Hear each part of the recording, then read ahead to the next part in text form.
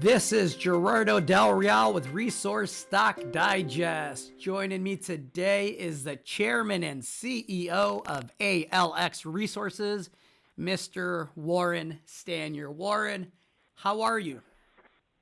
Well, I'm happy the way the year has started. It's been kind of a barn burner, you know. There's fires burning everywhere. All kinds of interesting commodities, and nickel is up, copper is up, gold's had its little surges.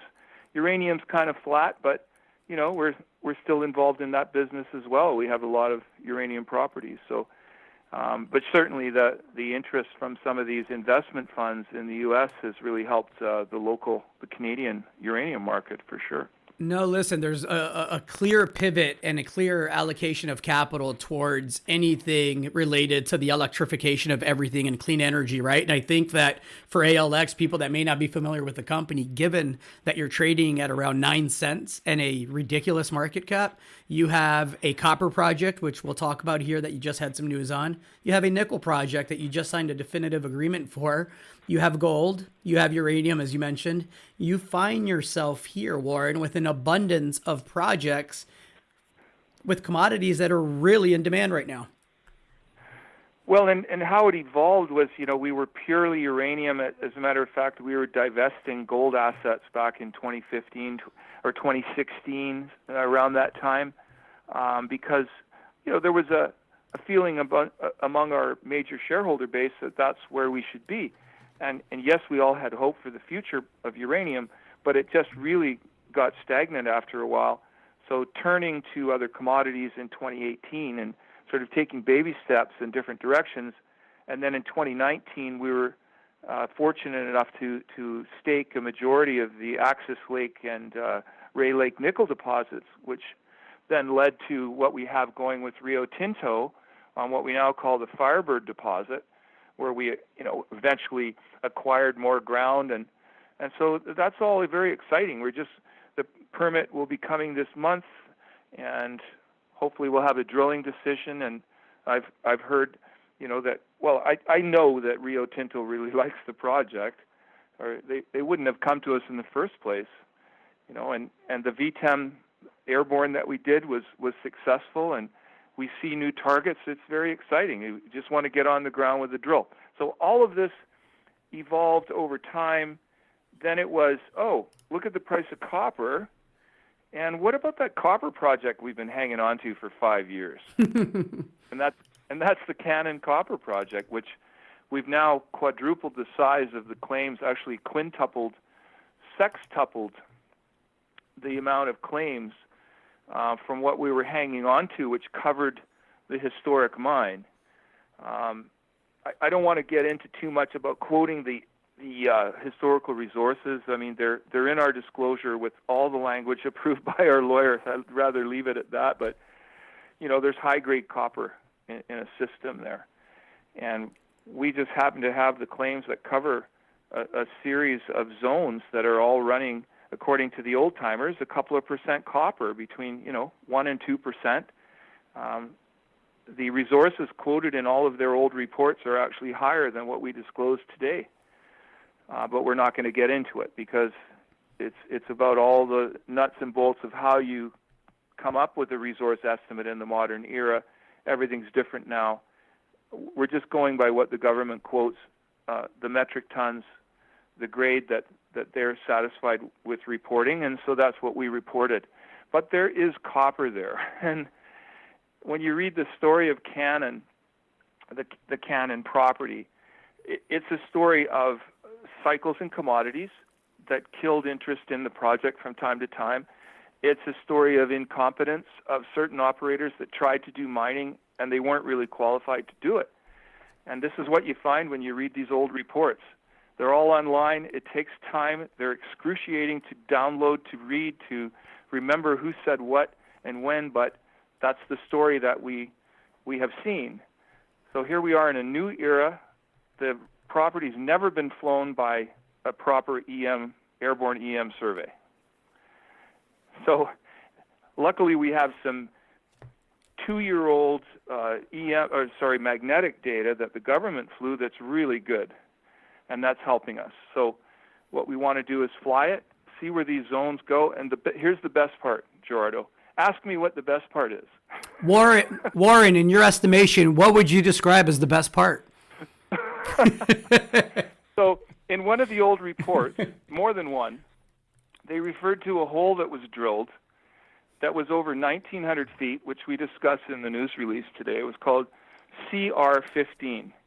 And they keep saying CR15. This is like the White Pine Mine style of mineralization out of Michigan.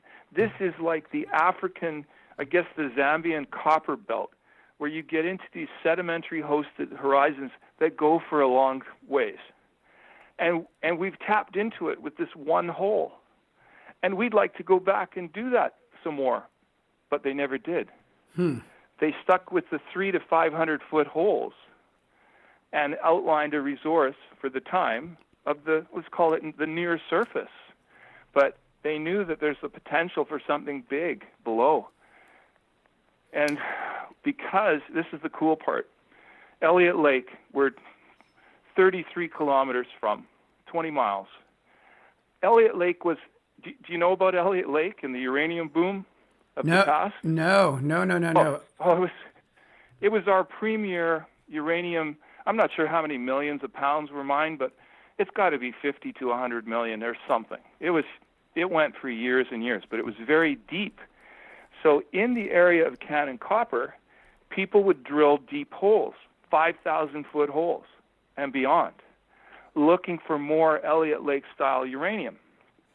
They didn't find it in our area. Nothing like Elliott Lake.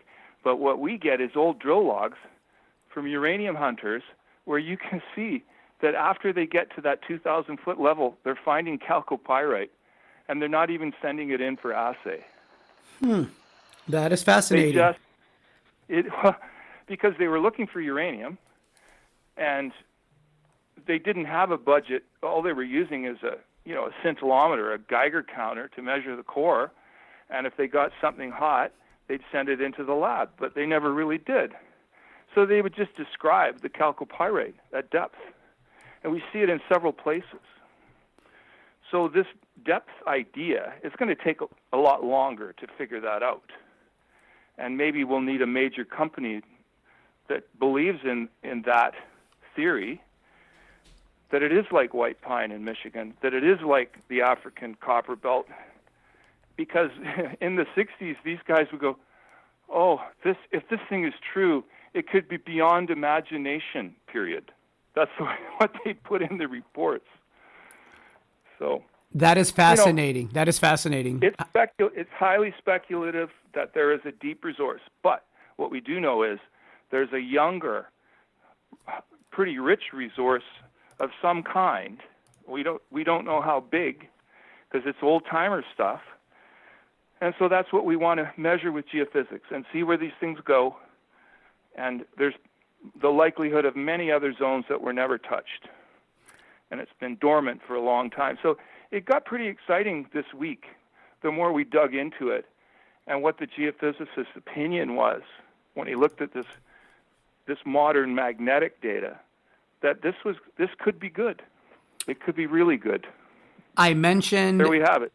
I mentioned during the intro the abundance of projects, Warren. How do you prioritize moving forward? Which projects see attention? You obviously have a major partner on one of your projects, but again, you have several other very high quality projects that I believe merit attention and exploration. Well, the tricky part of all of this, when you have a lot of balls in the air, is funding. How much do you spend? What do you spend it on? Which claims need attention?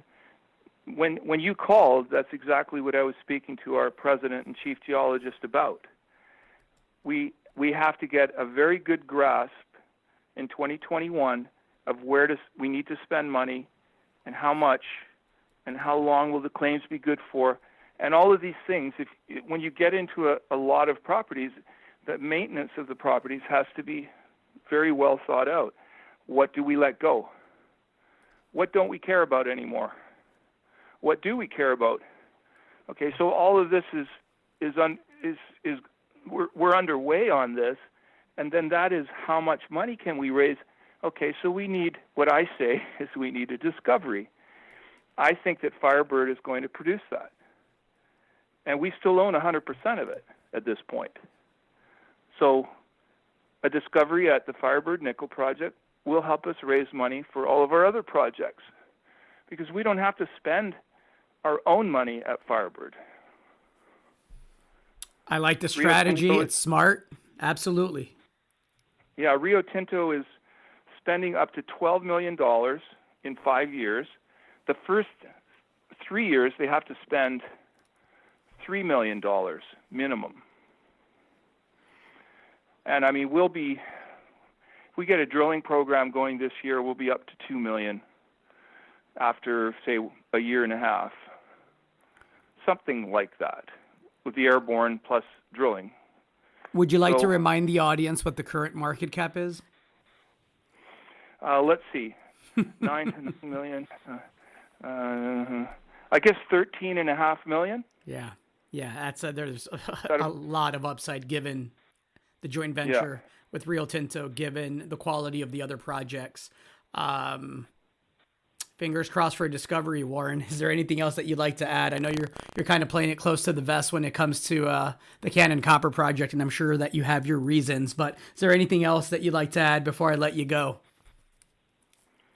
I would just like to say that I've been involved with companies in the past where we were trading at a fairly low level. We had about the same market cap that ALX has right now.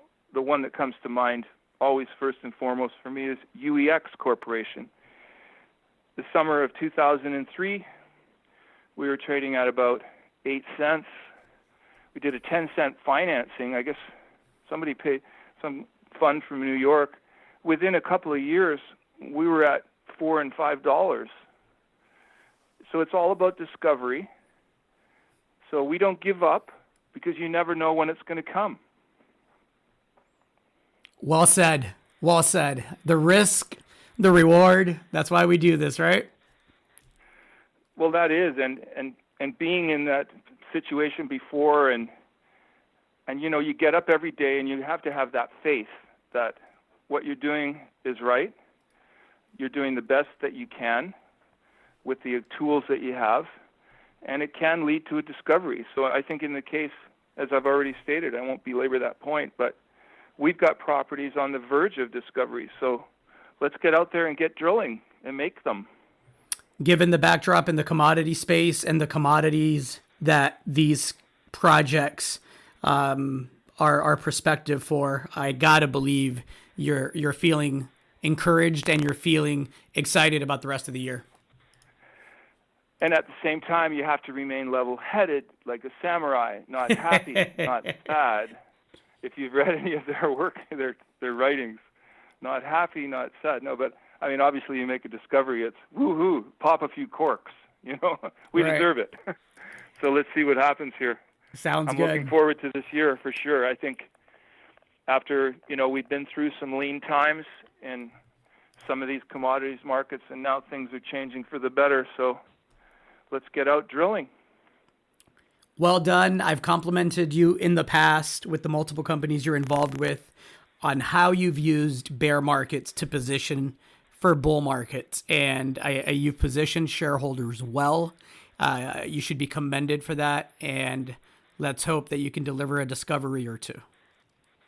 Well, and thanks, Gerardo. And there's another Warren Buffett, who would always say, buy stocks when nobody wants them. And what I've learned in the last few years is look at properties that nobody wants. Try and figure out, what is it? Is there anything there that everybody missed? So, you know, that's basically what the philosophy has been. So let's see how it pans out here, literally. Well said. I like that other Warren guy. I think he's got a bright future. Thank you for your time today, Warren. Thank you, Gerardo. And I wish you and your family all the best in Austin. The same to you, Warren. The same to you. I suspect we'll be chatting very soon on a number of fronts. I hope so. Thanks for the call today and the interview. Appreciate it. Thank you.